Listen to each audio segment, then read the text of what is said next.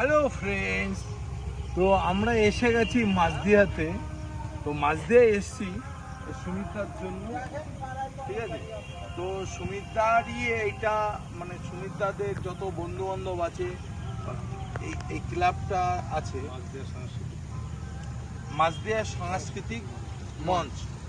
এই মঞ্চে এমন একটা প্যান্ডেল করেছে যে সেটা হচ্ছে ইসকনের মায়াপুর।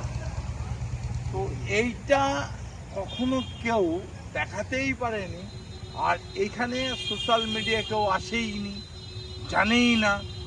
কিন্তু এইটা যদি জানতো তাহলে কল্যাণী থেকেও বলতো যে না, আমরা এই মায়াপুর ইস্কনে আসবো, এবং এইখানে এসে দেখতে পাচ্ছ যে এত বড় সুন্দর একটা মঞ্চ আজকে এখানে আমি সমান্ত বলবো